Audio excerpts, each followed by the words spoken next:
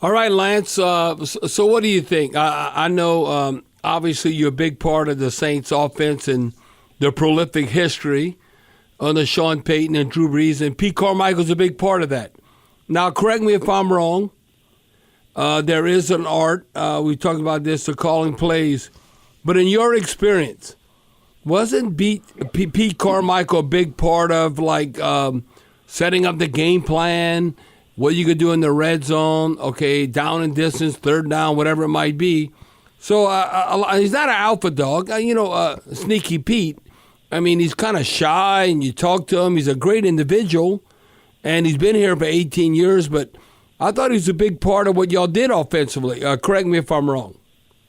No, you're 100% correct, and I'll even take it a step further. I even just tweeted it about 20 minutes ago.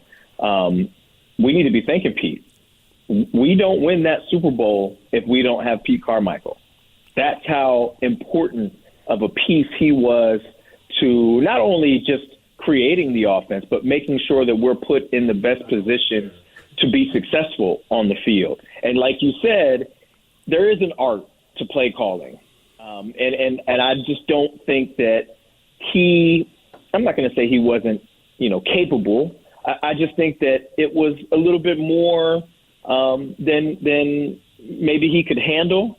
Right. But with all that being said, it wasn't the issue down the stretch. Our offense was moving the ball up and down the field. Our offense was way better in the red zone than it was early in the season. We had way more big plays. Our quarterback was protected somehow and was able to get the ball out on time to his targets. I mean, our offense looked really good at the end of the season, and it was almost one of those situations where you're like, hey, this is what we should have been through the entirety of the year. And look, I understand at the end of the season when things don't go the way that you expected or you come up a little bit short, that moves have to be made. I understand that. I've been around the game long enough, so I get it.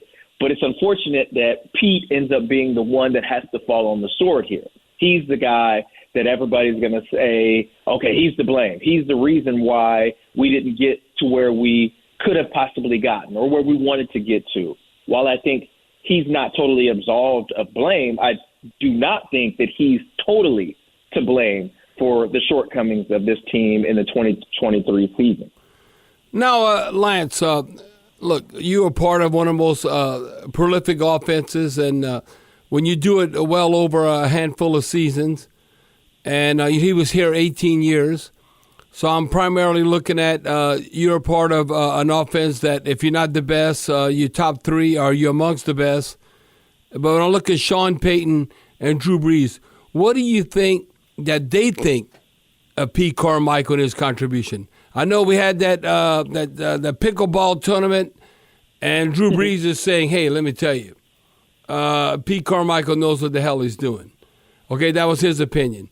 But could you see maybe now in the future, because there's stability there, somebody doing the dirty work, or there's only so many hours in a day, that Sean Payton bringing Pete Carmichael on board in Denver because he knows the past success. Just break that all down, and when you look at it, what you observe as being a part of that offense, that how Pete communicated with Sean and Drew. Well, I mean, look, it's unfair of me to compare, the great Saints offenses of the past to the current iteration. We had a top 5 all-time. So we're already starting out with an advantage, right? Right. Like just right there, it's unfair. But the group of them together, the trio of Sean, Pete, and Drew, was, I think, what elevated it to the next level. What made us really, really special is to have those three minds together in the same room creating chaos for defenses. I mean, that is, to me, one of the better groups that we've seen in a long time to work with one another to figure out the best ways to attack. And so I do think it's very, very likely that Pete ends up some way or another on Sean's staff. He's too talented. He's too good at X's and O's. And like you and I have both said, it's hard calling plays. Not to say that he was terrible at it, because, like I said, he was good at the end of the season. I mean, he got it figured out and dialed in, and sometimes it takes time. I mean, it wasn't like he had Drew Brees at quarterback. He had to learn Derek. He had to figure out what was going on with the offensive line and why we couldn't protect him. Because we saw once he got protection, he was pretty dang good. Right. And I know a lot of Saints fans don't want to hear that, or a lot of Saints fans want to say he sucks. But if we can keep him protected and upright, we saw some of the damage that he could do, especially with the weapons that we have on the outside. So, again, I get it.